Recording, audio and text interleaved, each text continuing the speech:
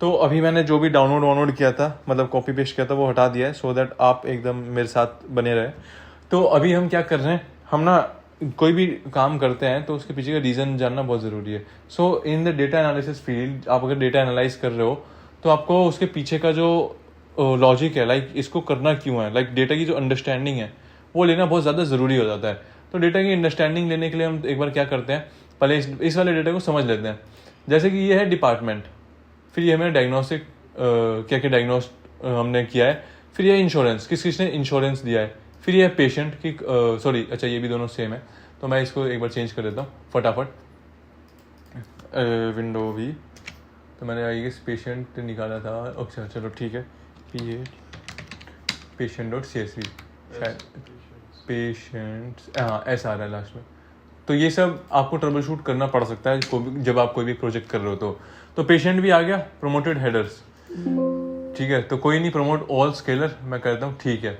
तो अब देखो जो मेन अंडरस्टैंडिंग का पॉइंट है ना, वो देखने वाली बात है कि आप ये देखो कि जैसे विजिट्स है, तो विजिट्स के अंदर आपको देखो, विजिट्स के अंदर भी मेरा एक तरीके से पेशेंट आईडी एंड ऑल दिख रहा है, ठीक है।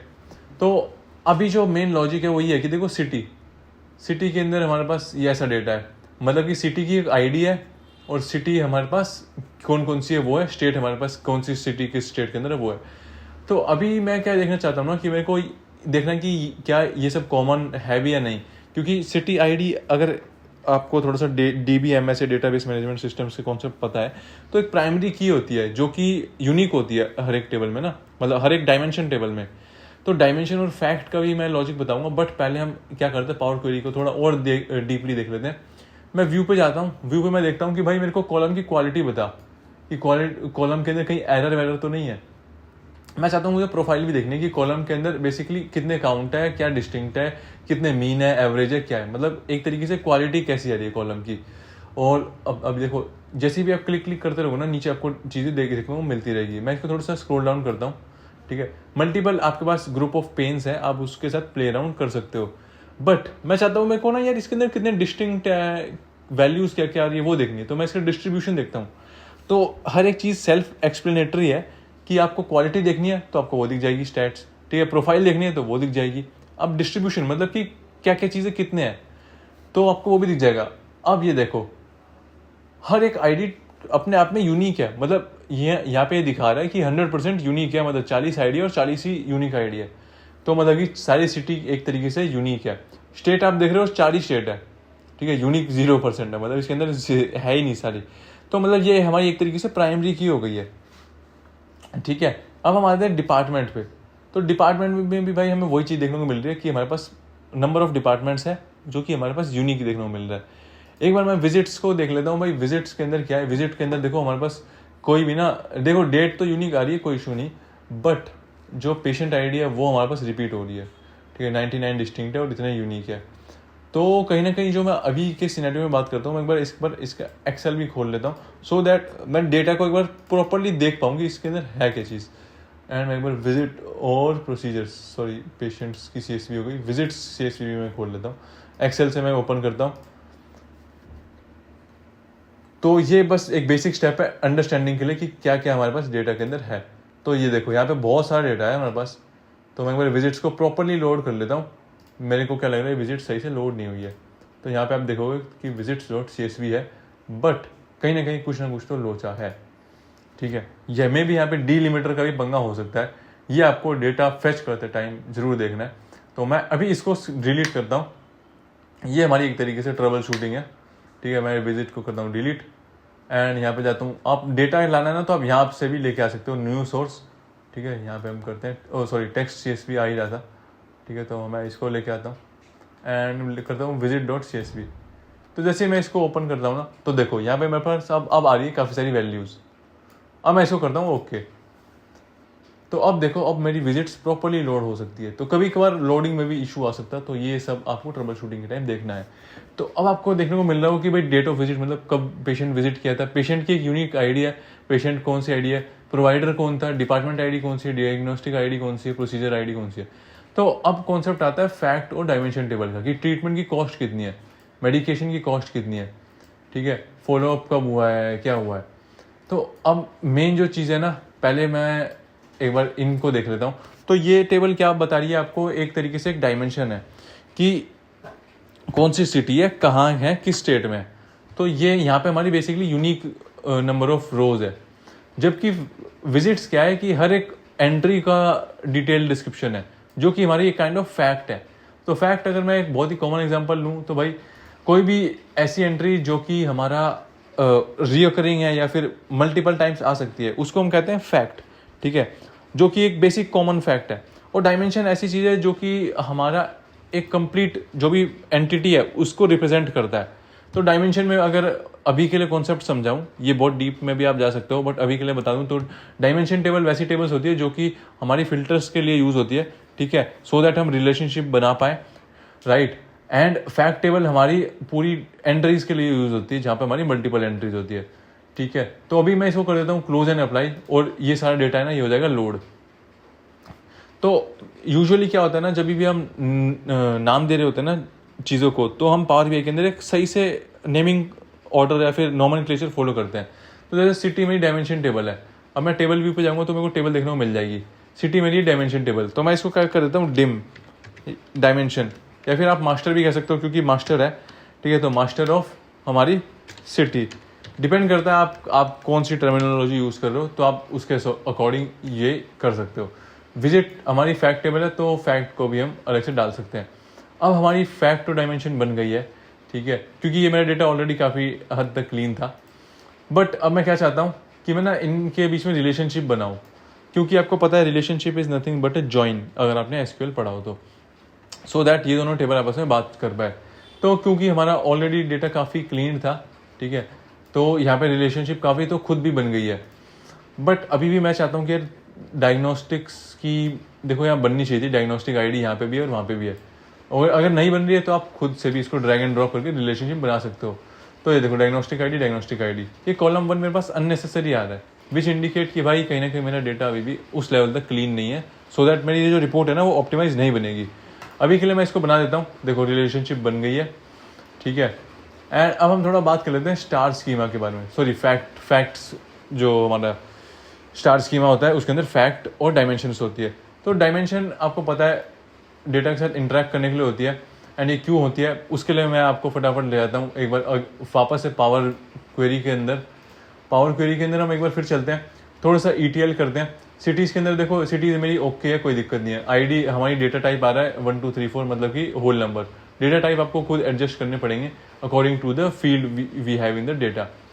डिपार्टमेंट पे चलते हैं, डिपार्टमेंट भी ठीक लग रहा है। डायग्नोसिस में चलते हैं, तो भाई यहाँ पे एक एक्स्ट्रा कॉलम है, सिंपली मैं इसको दबा के डिलीट कर दूंगा। अब मुझे ठीक लग रहा है, बट स्टिल ये जो डायग्नोस्टिक आईडी है ना, ये है मेरा नंबर में, बट आ रहा है टेक्स्ट में। तो मैं क्लिक करके इसको कर देता हूँ अभी के लिए होल नंबर। तो अब मेरा डेटा टाइप यहाँ पे ठीक हो गया। इंश्योरेंस पे जाता हूँ, इंश्योरेंस भी देखो ये भी मेरी आईडी है, बट टेक्स्ट आ रहा है, तो मैं इसका डेटा टाइप चेंज कर देता हूँ। बाय डिफॉल्ट जहाँ पे होता है पावर बीआई खुद पिक कर लेता है, बट जहाँ पे नहीं होता आप मैनुअली भी जाके कर सकते हो। यहाँ पे अगेन मेरा एक एक्स्ट्रा कॉलम आ रहा है, मैं इसको डिलीट कर देता हूँ। एंड कहीं आपको लगे एरर आ रहा है, नल आ रहा है, तो आप रिमूव डुप्लीकेट करके भी उन सबको कर सकते हो। पेशेंट पे जाता हूँ, पेशेंट मेरा ऑलरेडी काफ़ी सॉर्टेड है, तो मेरे को कोई दिक्कत नहीं है। अब मैं चाहता हूँ मेरे को पेशेंट नेम में ना मेरे को एक तरीके से ऐसा देखना है कि मेरे को फर्स्ट नेम और लास्ट नेम दोनों अलग करना है।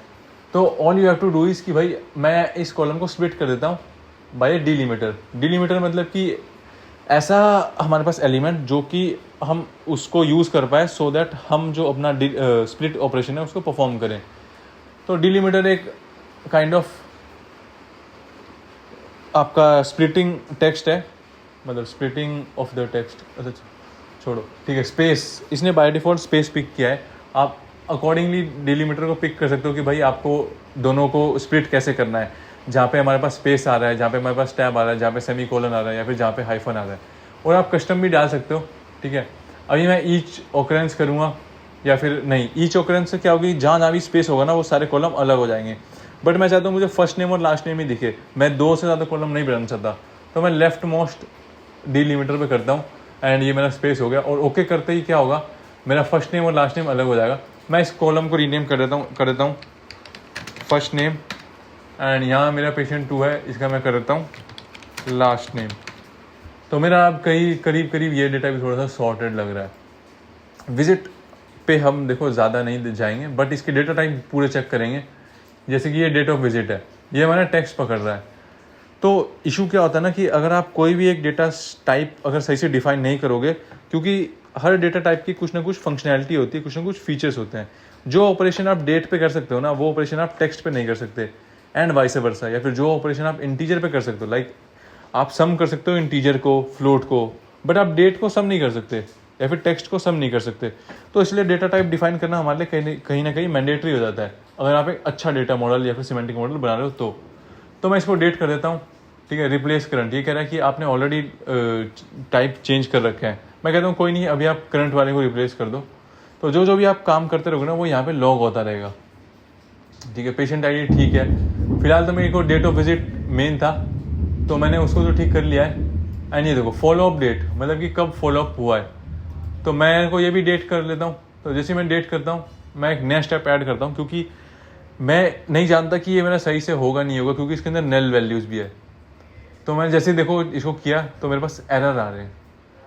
ठीक है, तो हम इस एरर को भी सॉल्व कर सकते हैं, बट अभी के लिए क्योंकि मेरे को डैशबोर्ड में इतना ज़रूरी नहीं है दिखाना, तो मैं इसको क्लोज कर देता हूँ।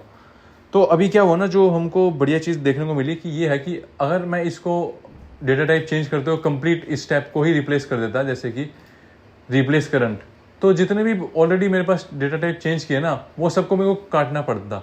बट क्योंकि मैंने अभी एक नया स्टेप ऐड किया है, तो मैं उसी को क्लोज कर दूंगा, तो मेरा बाकी चीज़ हिलेगी नहीं। तो यहाँ पे आप अपना सारा काम जो है ना लॉग कर सकते हो, मॉनिटर कर सकते हो कि कहाँ दिक्कत आ रही है, सो दैट आप उस स्टेप पे ही वर्क करो, रैदर देन आप कंप्लीट शुरू से जाओ। तो ये मैंने देख लिया। ठीक है, पेशेंट ये भी टेक्स्ट में मतलब इंटीजर आ रहा है, राइट। तो बाकी जो भी है ना, मेरे को लग रहा है ये सॉर्टेड है। डिस्चार्ज डेट भी मैं बोलूँगा डेट में आनी चाहिए, बट क्योंकि जो थिंकिंग मैंने करी है, देखो ये हो गया, नल आ रहा है, तो यहाँ पे जो वैल्यूज थी ठीक थी एक तरीके से। एडमिटेड डेट भी मैं वही बोलूँगा, डेट में आनी चाहिए। तो कोई नहीं, हम एक बार अब इसको ना कंप्लीट लोड करते हैं। देखो ये भी मेरा इंश्योरेंस कवरेज नंबर में आ रहा है, तो बाकी सब तो मेरे को ठीक लग रहा है। मैं एक बार क्लोज एंड अप्लाई करता हूँ, तो जितने भी चेंजेस मैंने करे हैं वो सारे रिफ्लेक्ट हो जाएंगे मेरे पावर BI डेस्कटॉप पे, क्योंकि अभी हमें पावर क्वेरी पे, तो ये दोनों चीज़ें आपस में अलग चलता है। अब देखो यहाँ पे मेरे को एरर्स आ गए, वो ये बहुत सारे एरर्स हैं।